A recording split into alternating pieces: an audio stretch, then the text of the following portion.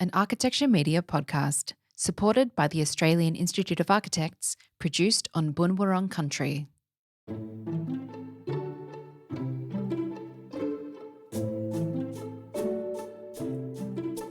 Welcome to Design Speaks Weekly, a podcast that explores the biggest stories in Australian architecture and design. I'm your host, Georgia Burks, and today, Katelin Butler, editorial director at Architecture Media, speaks with Sydney architect William Smart about the tension between bespoke thinking and systems thinking. But first, here's the latest news headlines from Architecture AU. In the news this week, the City of Perth has appointed local architect Nick Brunsden, principal of Brunsden Studio, as its new city architect. Brunsden succeeds Craig Smith, who held the role for almost 2 decades. Open House Melbourne has unveiled its 2026 program, inviting the public inside more than 180 buildings and spaces this July. This year's lineup features a mix of private homes and city-shaping projects, each exploring the theme Generous City. And the latest round of Australian Institute of Architects award winners has been announced, including the Queensland and Northern Territory Architecture Awards. For the full awards results, event details and more news, visit architectureau.com. I'm Adair Winter. It's Tuesday, June 30.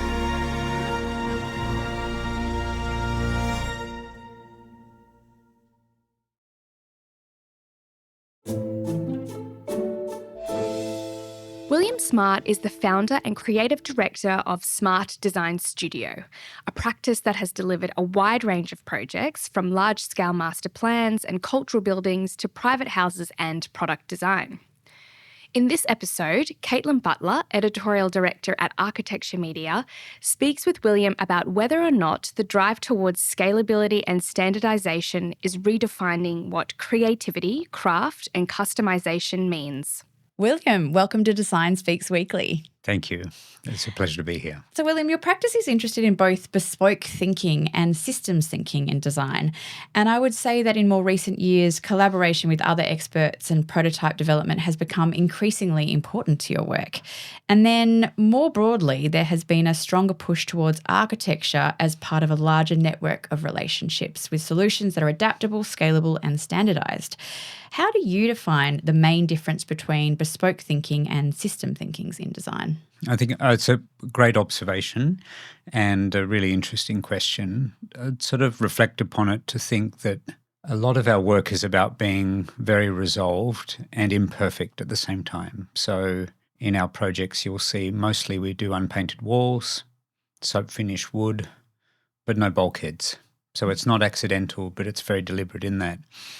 And what I think about a lot is that for me, bespoke means things that are handmade, crafted, and very individual. And systems, to the contrary to that, are produced, manufactured, engineered, and repeated. So they're kind of almost the opposite ends of those spectrums.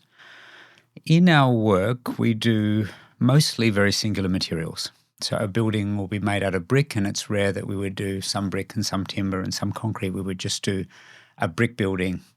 And to that extent, if we did 4 buildings in a complex, then our desire would be to make them exactly the same brick.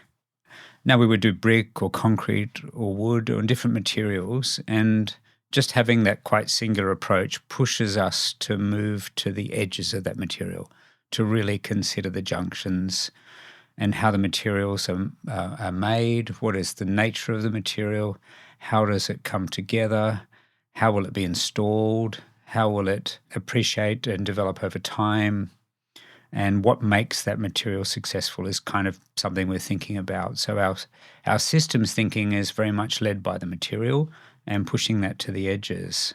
At a high level, I think system thinking can be about things that are built in a factory, like concrete or precast concrete, but it can also be, I think, about building local. And just a good example of that is I feel that brick, for example, is a system. And when you specify something in brick, what comes with that is all that technology and or knowledge that goes with that as well. So you'll find yourself working with a great bricklayer who knows how to lay the bricks, how to use brick ties, how to do damp-proof coursing, how to do weep holes, how to install it, how to deliver it, what the mortar is, what the joints are, all that whole system and that technology kind of works together. So I do think that the systems can be factory made, or they can be local knowledge and just work into that. And I think our work's actually quite systematic in a way. We will always think of that and think of those materials, but in very different ways for different projects. Moving to some of your projects, a built example of your exploration with systems thinking, you've recently developed a precast concrete facade system for a tower proposal made from modular components. In this example, did you see systems thinking as a constraint on creativity or as a framework that can actually enhance it? I think I'd have to say it enhances the outcome. And so for that project, we were really working with precast concrete, because it wasn't a high-budget project and it needed to be built in a very, very extremely corrosive environment right on the water, and be built with consideration for how it would wear over time, whether anything would be exposed to corrosion, how would the salt rest on the sills and so forth.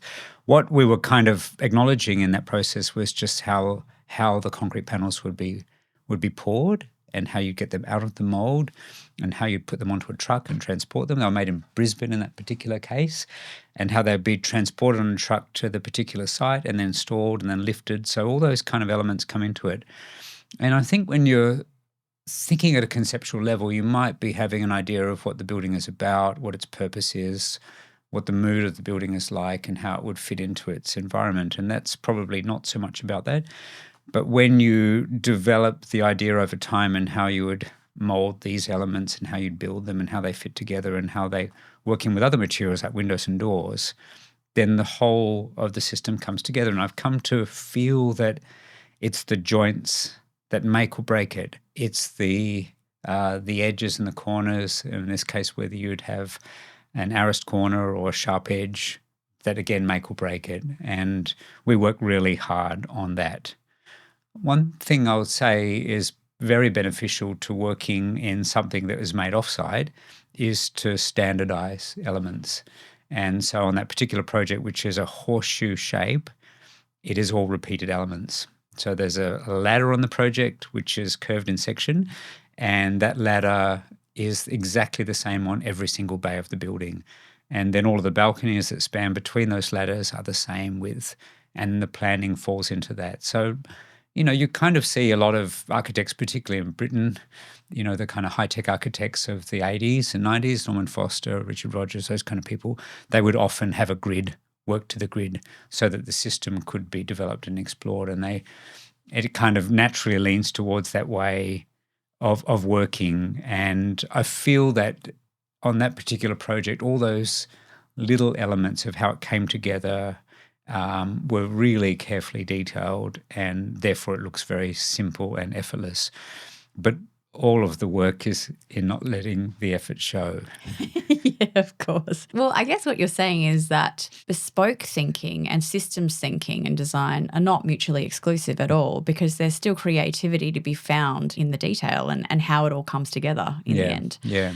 In a way, I think it's sort of it's almost like you're spotlighting on one particular detail and developing that in extraordinary amount of consideration, both for compliance, durability, ease of construction and so forth. And then you're then amplifying that and magnifying it and applying it to many different situations through the building. So getting it right makes a big impact on the project. And particularly when you're working with design and construct buildings, you need to be really thinking about how's it going to get built, how's it going to get dumbed down, will it be a great success by the end of it, getting so many people looking at it and saying, can I build this cheaper, faster?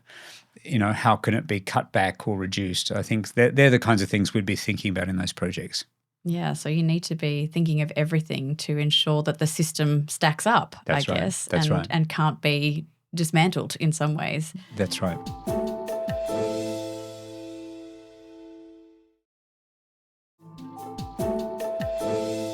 So in what situations do you think that bespoke design will still outperform systems-based approaches despite the push for scalability and efficiency? Well, Well, I think a natural area where it'll be hard to replace it is working on, say, heritage projects or renovation projects. It's quite hard, even anticipating what is underneath roof sheeting or, what's supporting an old stair and what is concealed behind walls and ceilings that you can't see. So we have a hard time imagining that. We have a way of generally saying we'll allow for 30% reconstruction of those areas, things we don't know about, so that it's in the pricing as it comes off the start of the project. So I guess it's that part of it. Also with old buildings, they're very rarely square, true, straight, plumb. They're normally all over the shop, and so lots of tolerance is very good. So that's probably something that's going to be naturally more bespoke. I also feel like if you make something that's very standardized and repetitive, then perhaps it can be a little bit joyless, and therefore the front door, the door handle, a special table, a rainwater overflow or something like that needs to kind of be a little bit bespoke and just break out of the system so that the projects have a bit of joy and personality on their own. It's interesting thinking about that repeatability or that kind of repetitiveness. Apparently with AI, the more repetitive your approach to design, the more that AI can read it and then will just reproduce that, and then you actually will be kind of in this perpetual loop. I think there's something interesting to talk about in terms of AI and its impact on design as well. Yeah. Looking ahead, do you think that the future of architecture leans more towards adaptable systems, or will bespoke thinking remain essential, and why? Well, I think both actually, but I do feel that, we have in our housing particularly an affordability crisis at the moment, and I keep running over and over again in my brain on how we unpick that, and I feel that efficiency has to grow. And we do a lot of work in the multi-res environment, and I just keep going to building sites, watching bathrooms get built, for example, thinking, gosh, this is kind of crazy, isn't it? That we'll pour a concrete floor, make a set down in the wrong spot and chip out the corner, put the floor waste in, waterproof it, screed it, tile it, grout it, seal it, fit off all the, the fixtures and fittings, and that all requires so many trades working on one area after another when it could all be standardized. So I do look at some of that work and think that's going to change. And we are witnessing that changing as well. We've done pod bathrooms. We've recently finished a project where all of the joinery was built offshore, and it went in effortlessly. The whole shop drawing process was very streamlined, and we received the drawings, we approved them, they came exactly as we expected. The quality was outstanding. So that's that way of building is certainly happening and transforming and has to happen. And in that, I do think about that kind of idea of budget on a project being driven by, and I guess the variables in a budget are the quantity of the product or the material, so the number of square meters you have, the quality of that material influencing the budget as well, so the higher quality, the more expensive it's going to be, and then also the complexity of a project. And complexity, I guess one of the ingredients of complexity is time. How long does it take to build something? And we all know that in building projects in Australia, labour is very expensive and a high component of the project. So if you can cut down time in building something, you're going to reduce the budget of that. So I do feel that a way of moving forward is to become incredibly efficient with how we build our buildings in order to make them more affordable. And back to that point about systems, that could be pod bathrooms, flat-packed kitchens and joinery, but it also could be relying on local systems that are embedded in a place. So bricklaying as an example we talked about earlier. With that example, you could just say to a bricklaying industry that exists in every city in Australia, build this, and it just happens with local trades that people know how to do it, and you don't need to reinvent the wheel with all of that as well. So I don't think of them as particularly bespoke, but the end look is not machine produced as well. That's an interesting thing to bring into the conversation with labour and what that looks like when we're talking about systems thinking, because that's obviously how it's built is really integral to that way of thinking. And I think that will probably get more and more embedded in what architects do day to day, thinking about how these things are getting built in the most efficient way possible for environmental sustainable reasons. Also, as you say, budget, time is money, all of those sorts of things. So I think that's going to become more and more of a thing. So before we wrap up this conversation, I have one question that we ask every guest on Design Speaks Weekly. What's something that you have changed your mind about recently? It's probably more than changed my mind. This has changed my thinking. And I was collaborating with a friend, another architect, recently on a project, and we were back and forth. And on this particular project, she was taking the lead role, and our collaboration was we were supporting her in that particular role. And we would meet up a couple of times a week, and we'd have these 2 to 3 hour design sessions, and they were fantastic. And we'd both go away and do pieces of work. And as we moved towards the end, I felt like she needed to drive the design and control the design more. Well, I didn't feel that, but she felt that. Oh, dear. And she said to me, it's time for you, William, now to hold the cloud lightly. And what she was saying was just let it go, let other people be creative, let them do their work. And I found that really hard to hear, actually. Because naturally I'm not like that. Normally the final stages of, say, a competition, I'll be poring over the detail, reading the text to decide whether the tone is exactly right, to look at the renders and interpret the mood and feel whether it's right or wrong, and, to look at every drawing and to wonder whether there's, the basics are working. Is the loading dock right? Are the bathrooms right? All those parts of the project. But I just can't help myself in, kind of hovering above it and looking really closely. And on that particular project, this collaborator said, look away, like just let it go now. And it was really hard, but also like kind of great as well. Liberating, I would imagine. Liberating and just to not at the time liberating, but it got to the end and thought, actually, that was a massive change for me, but a big learning experience. And I kind of learnt a lot from that will really impact on future projects and has already started making an impact on some of the other ones I've been doing. Many architects probably struggle with that issue of control. There's a perfectionism that comes with architecture. Totally.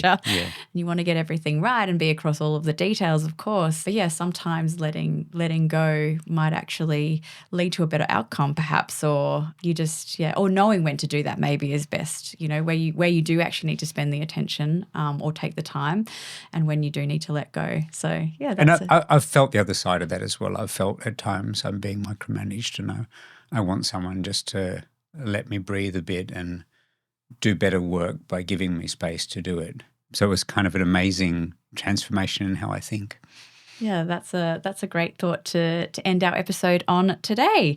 So, William, thank you so much for joining us. Pleasure. It's been great to be here. Thank you, Katelin. Thanks for listening to this week's episode, which is supported by the Australian Institute of Architects. Design Speaks Weekly is taking a 4-week break, which means you'll have time to catch up on past episodes. We'll be back again in August with more of our biggest stories in Australian architecture and design. If you're enjoying this podcast, be sure to subscribe, share, or leave a rating. I'm Georgia Burks, and this has been Design Speaks Weekly.